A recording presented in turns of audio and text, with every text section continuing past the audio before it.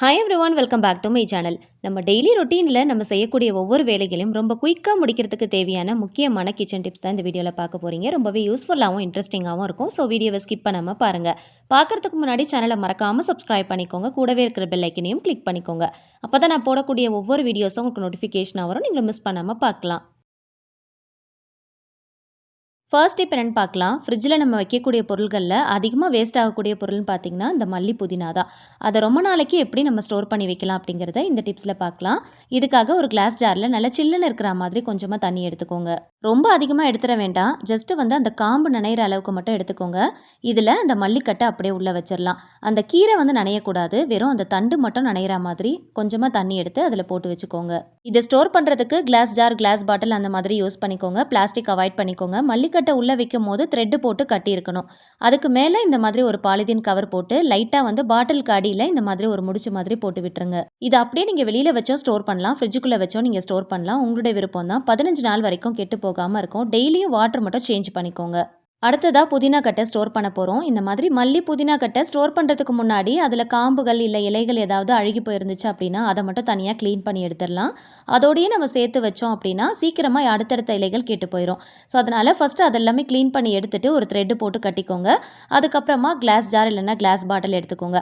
அதில் கொஞ்சமாக தண்ணி விட்டு அந்த காம்பு மட்டும் நனைகிற மாதிரி உள்ளே வைங்க. இந்த மாதிரி வச்சிட்டிங்க அப்படின்னா 15 நாள் வரைக்கும் அழுகி போகாமல் இருக்கும்.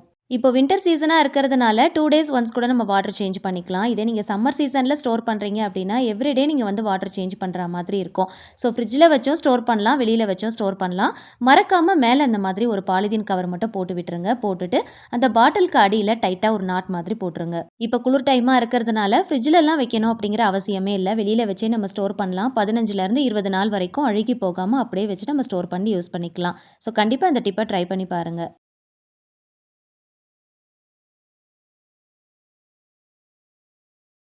நெக்ஸ்ட் பண்ணுறது பார்க்கலாம். எப்பயுமே அரிசி பருப்பு கழுவுற தண்ணியெல்லாம் தூக்கி கீழே ஊற்றிடாம அதை அப்படியே எடுத்து செடிகளுக்கு ஊற்றுங்க. செடிகளுக்கு தேவையான அத்தனை சத்துக்களும் அந்த தண்ணியிலேருந்து கிடைக்கும். இதனாலேயே அதிகமாக பூ பூக்கும், நல்ல காய் காய்க்கும். முக்கியமாக ரோஜாப்பூ செடியெல்லாம் வச்சுருக்கீங்க அப்படின்னா இந்த மாதிரி அரிசி பருப்பு கழுவுன தண்ணியை ஊற்றி பாருங்கள், நல்ல பூ பூக்கும். சாதாரணமாக செடிகளுக்கு தண்ணி ஊற்றுறதை விட இந்த மாதிரி தண்ணியெல்லாம் ஊற்றி பாருங்கள், சீக்கிரமாக பட்டு போகாமல் இருக்கும். செடியும் எப்போவுமே நல்லா ஃப்ரெஷ்ஷாக இருக்கும்.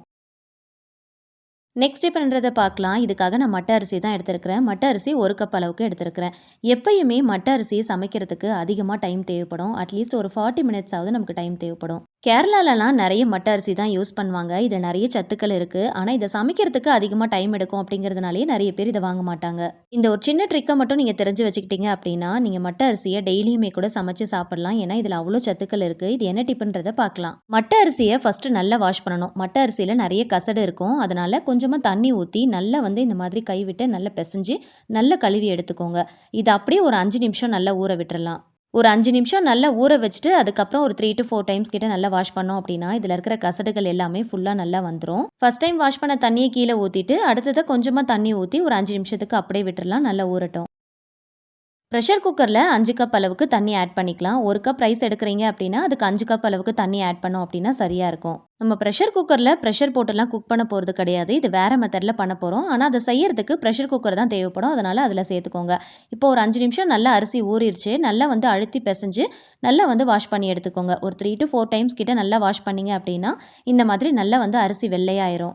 எந்த அளவுக்கு நல்லா அழுத்தி பிசைய முடியுமோ அந்த அளவுக்கு நல்லா கைவிட்டு அழுத்தி நல்லா பிசைஞ்சு ஒரு 3 to 4 டைம்ஸ் கிட்ட நல்லா வாஷ் பண்ணிங்க அப்படின்னா இந்த மாதிரி நல்லா தெளிஞ்சு வரும். அரிசியை தண்ணியிலே பார்க்கும்போது அந்த தெளிவு தெரியணும். அரிசி நல்லா தெரியணும். அந்த அளவுக்கு நல்லா வாஷ் பண்ணிக்கோங்க. ஸ்டார்டிங்கில் பார்க்கும்போது பாருங்கள் எந்த கலரில் இருந்திருக்கு. இப்போ நல்லா வாஷ் பண்ணதுக்கப்புறம் இந்த அளவுக்கு வந்திருக்கு. ஸோ இந்த மாதிரி நல்லா வாஷ் பண்ணி எடுத்தால் தான் அந்த கசப்பு தன்மை சுத்தமாக இருக்காது. ப்ரெஷர் குக்கரில் தண்ணி சேர்த்துருந்தோம் இல்லையா, இப்போ சாப்பாடுக்கு தேவையான அளவுக்கு கொஞ்சமாக உப்பு சேர்த்துக்கலாம். நான் கொஞ்சமாக கல் உப்பு சேர்த்துருக்கிறேன். உங்களுக்கு சாதத்தில் உப்பு சேர்த்து வடிக்க விருப்பம் இல்லை அப்படின்னா நீங்கள் ஸ்கிப் பண்ணிடலாம். நான் கொஞ்சமாக உப்பு சேர்த்துருக்கிறேன். இதை நல்லா கொதிக்க விடுங்க. இந்த மாதிரி நல்லா கொதித்து பபிள்ஸ் வர ஆரம்பிக்கணும். இந்த மாதிரி ஸ்டேஜில் ஸ்டவ் ஆஃப் பண்ணிடலாம். நல்லா கொதிக்க வச்சிருக்கிற தண்ணியில் வாஷ் பண்ணி வச்சிருக்கிற அரிசியை சேர்த்துக்கலாம். தண்ணி நல்லா கொதிச்சு நல்ல ஒரு சூடில் இருக்கணும். ஸோ அந்த மாதிரி ஸ்டேஜில் அரிசியை சேர்க்கணும். அப்போ தான் நமக்கு கரெக்டான பதத்தில் வரும். அரிசி சேர்த்ததுக்கு அப்புறமா கரண்டி வச்சு நல்லா கலந்து விடுங்க. அப்போ தான் நம்ம சேர்த்துருக்கிற உப்பு இந்த அரிசியில் நல்லா பிடிக்கும். இப்போ மூடி போட்டு நம்ம மூட போகிறோம். கேஸ்கெட் போட்டுட்டு அதுக்கப்புறமா மூடுங்க. எப்பயுமே நம்ம ப்ரெஷர் குக்கரில் குக் பண்ணும்போது கேஸ்கெட் விசில்லாம் போடுவோம் இல்லையா, ஸோ அதே மாதிரி மெத்தட் தான். ஆனால் ஸ்டவ் மட்டும் ஆஃப்லேயே இருக்கணும். உள்ளே தண்ணி நல்லா சூடாக இருக்கும். இப்போ கேஸ்கெட் போட்டுட்டு மூடியை போட்டு நல்லா மூடிடலாம். கரெக்டாக லிட் போட்டு க்ளோஸ் பண்ணிட்டு விசிலையும் போட்டுடலாம். ஆனால் ஸ்டவ் மட்டும் ஆஃப்லேயே தான் இருக்கணும். இது அப்படியே ஒரு 15 நிமிஷத்துக்கு அப்படியே விட்டுருங்க. இதுக்கு தேவையான ஒரு சைட் டிஷ் எப்படி ரெடி பண்ணலாம் அப்படிங்கிறத பார்க்கலாம். அதுக்கு ப்ரெஷர் குக்கரில் கொஞ்சமாக நல்லெண்ணெய் சேர்த்துருக்கிறேன். நல்லெண்ணெய் கொஞ்சம் சூடானதும் வெந்தயம், சீரகம், கடுகு, உளுந்து சேர்த்துக்கோங்க. இது நல்லா பொரிஞ்சு வரட்டும். இதில் ஒரு 1/4 ஸ்பூன் அளவுக்கு பெருங்காயத்தூள் சேர்த்துக்கலாம். 2 பெரிய வெங்காயத்தை பொடியாக நறுக்கிட்டு சேர்த்துக்கோங்க. கூடவே கொஞ்சமாக கருவேப்பிலை கொத்தும் சேர்த்துக்கோங்க. தேவையான அளவுக்கு கொஞ்சமாக கல்லுப்பு சேர்த்து நல்லா பொன்னிறமாகிற அளவுக்கு நல்லா வதக்கிக்கலாம். ஒரு 2 ஸ்பூன் அளவுக்கு இஞ்சி பூண்டு பேஸ்ட் ஆட் பண்ணிக்கலாம். இதில் பூண்டு கொஞ்சம் அதிகமாக இருக்கிற மாதிரி பார்த்து சேர்த்துக்கோங்க. சேர்த்துட்டு நல்லா வதக்கி விட்டுக்கலாம். இதோடைய ரா ஸ்மெல் போகிற அளவுக்கு நல்லா வதக்குங்க. 2 தக்காளி பழத்தை அரைச்சிட்டு சேர்த்துக்கலாம். இந்த மாதிரி சேர்க்கும் போது நல்ல ஒரு திக்னஸ் கிடைக்கும். கொஞ்சமாக மிக்ஸி ஜாரில் தண்ணி விட்டு அலசிட்டு அதையும் இது கூட சேர்த்துட்டு தக்காளியுடைய பச்சை வாசனை போகிற அளவுக்கு நல்லா வதக்கிக்கோங்க.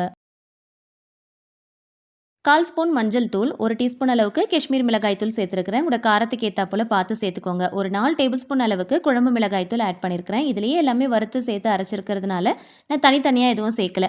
சப்போஸ் நீங்கள் தனித்தனியாக வச்சுருக்கிறீங்க அப்படின்னா அதுக்கேற்றாப்போல் எல்லாத்தையும் பார்த்து சேர்த்துக்கோங்க. ஒரு 1/2 டீஸ்பூன் அளவுக்கு ஜீரகம், பெருஞ்சீரகம் இது ரெண்டுத்தையும் வறுத்து அரைச்சி வச்சிருக்கிற பொடியும் சேர்த்துக்கலாம். மசாலா வாசனை போகிற அளவுக்கு நல்லா வதக்கி விட்டுக்கோங்க. நல்லா எண்ணெய் பிரிஞ்சு வரணும். ஓவர் நைட் ஊற வச்சிருக்கிற தட்டைப்பயிரை இது கூட சேர்த்துருக்கிறேன். 2 வகையான தட்டைப்பயிரை கலந்து எடுத்துருக்கிறேன். ஒயிட் அண்ட் ப்ரௌன் ரெண்டுத்தையும் ஊற வச்சுட்டு இது கூட சேர்த்துக்கலாம். அட்லீஸ்ட் 8 ஹவர்ஸாவது நல்லா ஊறி இருக்கணும். அப்போ தான் நமக்கு நல்லா வெந்து கிடைக்கும். இந்த மசாலாவோடு சேர்த்து நல்லா பிரட்டி விடுங்க. மசாலாவோட சேர்த்து ஒரு 5 நிமிஷத்துக்கு ஃபுல் சிம் ஃப்ளேமில் வச்சு நல்லா வதக்கி விடுங்க. எண்ணெய் நல்லா பிரிஞ்சு வரணும். மசாலா வாசனை போனதுக்கப்புறமா தேவையான அளவுக்கு தண்ணி சேர்த்துக்கலாம். தண்ணி சேர்த்து நல்லா மிக்ஸ் பண்ணிவிட்டு உப்பு காரம் கரெக்டாக இருக்கான்னு செக் பண்ணி பார்த்துக்கோங்க. லிட் போட்டு க்ளோஸ் பண்ணி கரெக்டாக சிம் ஃப்ளேமில் வச்சு ஒரே ஒரு விசில் வச்சிங்கன்னா சரியாக இருக்கும். ரொம்ப நேரம் வச்சிட்டிங்க அப்படின்னா பருப்பு அழிஞ்சு போன மாதிரி ஆகிடும். ஊற வச்சிருக்கிற தட்டைப்பயிறு அப்படிங்கிறதுனால ஒரு விசில் வச்சிங்க அப்படின்னா கரெக்டாக வெந்து வந்துடும். ப்ரெஷர் எல்லாமே ரிலீஸ் ஆனதுக்கப்புறமா ஓப்பன் பண்ணிவிட்டு நறுக்கின கொத்தமல்லி இலைகள் தூவிட்டு நல்லா மிக்ஸ் பண்ணிவிட்டு சர்வ் பண்ணிக்கலாம். நான் ரைஸ் கூட சேர்த்து சர்வ் பண்ண போகிறதுனால இந்த கன்சிஸ்டன்சியில் ஆஃப் பண்ணிட்டேன். இதே நீங்கள் டிஃபன் வெரைட்டிஸ் கூட சேர்த்து சர்வ் பண்ண போகிறீங்க அப்படின்னா இன்னும் ஒரு 10 மினிட்ஸ்க்கு மீடியம் ஃப்ளேமில் வச்சு நல்லா குக் பண்ணிங்க அப்படின்னா நல்லா திக்காகி வரும். ப்ரெஷர் குக்கரில் ரைஸ் போட்டு க்ளோஸ் பண்ணி வச்சுருந்தோம் இல்லையா, கரெக்டாக ஒரு 15 மினிட்ஸ் கழிச்சு ஓப்பன் பண்ணி பார்க்கலாம். கேஸ்கெட் விசில்லாம் போட்டு க்ளோஸ் பண்ணி வச்சுருந்ததுனால அந்த ஹீட்லேயே உள்ளே பார்த்தீங்கன்னா அரிசி நல்லா ஒரு 50% நல்லா குக் ஆகியிருக்கும். கையில் எடுத்து நான் உங்களுக்கு நசுக்கி காட்டுறேன் பாருங்கள். நல்லா ரப்பர் மாதிரி இருக்கும். 50% நல்லா குக் ஆகியிருக்கும். இப்போ மீதி 50% ஓப்பன் பேனில் வச்சு நம்ம அப்படியே குக் பண்ணிக்கலாம். நல்ல ஹை ஃப்ளேமில் வச்சு கரெக்டாக ஒரு 10 மினிட்ஸ் குக் பண்ணாலே போதும். ரைஸ் நல்லா குக் ஆகிரும். மீதி இருக்கிற 50% நல்லா குக் ஆகி வந்துடும். இப்போ பாருங்கள், கரெக்டாக ஒரு 10 மினிட்ஸில் ஸ்டவ் ஆஃப் பண்ணிவிட்டு நம்ம ரைஸை வடிச்சிடலாம். ஃபஸ்ட்டு உங்களுக்கு நான் அழுத்தி காட்டும் போது ஒரு மாதிரி ரப்பர் மாதிரி இருந்துச்சு இல்லையா, 50% தான் குக் ஆகி இருந்தது. இப்போ ஒரு 10 மினிட்ஸுக்கு அகைன் ஹை ஃப்ளேமில் வச்சு குக் பண்ணியிருக்கிறதுனால கையில் எடுத்து அழுத்தி பார்க்கும் போது கரெக்டான பக்குவத்தில் வெந்து வந்திருக்கும். அவ்வளோதாங்க, ரைஸை வடிச்சிடலாம். இதை வடிக்கிறதுக்கு குக்கருடைய அதே லிட்டை போட்டு க்ளோஸ் பண்ணிடுங்க. உள்ளே கேஸ்கெட் மட்டும் போட வேண்டாம். அப்படியே வடிச்சு விட்டீங்க அப்படின்னா ஈஸியாக கஞ்சி தண்ணி எல்லாமே வடிஞ்சு வந்துடும். ஆல்ரெடி ஒயிட் ரைஸ் வடிச்சு வச்சுருந்தேன். அந்த கஞ்சி தண்ணி பாத்திரத்திலேயே இதையும் நான் அப்படியே வடிச்சு விடுறேன். குக்கர் லிட் போட்டு க்ளோஸ் பண்ணிவிட்டு அப்படியே நம்ம வடிச்சு விட்டாலே ஈஸியாக வடிச்சிடலாம். இதுக்காக தனியாக வேறு ஒரு தட்டெல்லாம் போடணும் அப்படிங்கிற அவசியம் இல்லை. ஒரு 10 நிமிஷம் கழித்து திருப்பி வச்சிங்க அப்படின்னா உள்ளே இருக்கிற கஞ்சி தண்ணி எல்லாமே நல்லா வடிஞ்சு வந்திருக்கும். கொஞ்சம் கூட கஞ்சி சிக்காமல் ரொம்ப ஈஸியாக வடிச்சிருக்கோம் பாருங்கள். அரிசி எடுத்து பார்க்கும் போது நல்ல பொல பொலன்னு இருக்கும்.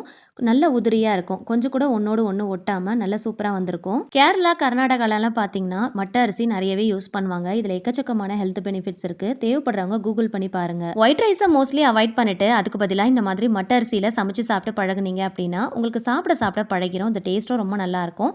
அட்லீஸ்ட் வீக்லி ஒன்ஸ் ஆவது சமைச்சு சாப்பிட்டு பழகிக்கோங்க. இந்த மட்டை அரிசி சாதத்துக்கு தட்டைப்பயிறு குழம்பு ரொம்ப நல்லாயிருக்கும். கண்டிப்பாக ட்ரை பண்ணி பாருங்க. இன்னும் இது கூட சிக்கன், மட்டன், ஃபிஷ், பிரான் இந்த மாதிரிலாம் சர்வ் பண்ணோம் அப்படின்னா ரொம்ப நல்லாயிருக்கும். கருவாட்டு குழம்பும் அல்டிமேட்டாக இருக்கும். கண்டிப்பாக ட்ரை பண்ணி பாருங்க. எல்லா வகையான நான்வெஜ் ரெசிபிஸும் நம்மளோட சேனலில் இருக்குது. தேவைப்படுறவங்க செக் பண்ணி பாருங்க. நார்மலாக மட்டை அரிசியை அப்படியே வேக வச்சோம் அப்படின்னா கண்டிப்பாக 40 மினிட்ஸ்லேருந்து 1 hour வரைக்கும் டைம் எடுக்கும். ஏன்னா ஒவ்வொரு பிராண்ட் ஒவ்வொரு மாதிரி இருக்கும். 5 நிமிஷம் கொதிக்க வைக்கிற தண்ணியில் 15 நிமிஷம் ஊற வைக்கிறோம். 10 நிமிஷம் ஹை ஃப்ளேமில் வச்சு பாயில் பண்ணுறோம். ஸோ மேக்ஸிமம் 20 to 25 மினிட்ஸில் நம்ம சாப்பாடை வடிச்சு முடிச்சிடலாம். கண்டிப்பாக இந்த ட்ரிக்கை யூஸ் பண்ணுங்க. எந்த அளவுக்கு யூஸ்ஃபுல்லாக இருந்துச்சுன்னு மறக்காம கமெண்ட்டில் ஷேர் பண்ணுங்க. வீடியோ பிடிச்சா லைக் பண்ணுங்க. ஃப்ரெண்ட்ஸ் அண்ட் ஃபேமிலிஸ் கூட ஷேர் பண்ணிக்கோங்க. அவங்களுக்கும் ரொம்பவே யூஸ்ஃபுல்லாக இருக்கும். இந்த மாதிரி இன்னும் யூஸ்ஃபுல்லான இன்ட்ரெஸ்டிங்கான டிப்ஸ் அண்ட் ட்ரிக்ஸ் தெரிஞ்சுக்க என்னோட சேனலை மறக்காம சப்ஸ்கிரைப் பண்ணிட்டு தொடர்ந்து சப்போர்ட் பண்ணுங்க. Thank you so much. கீப் வாட்சிங்.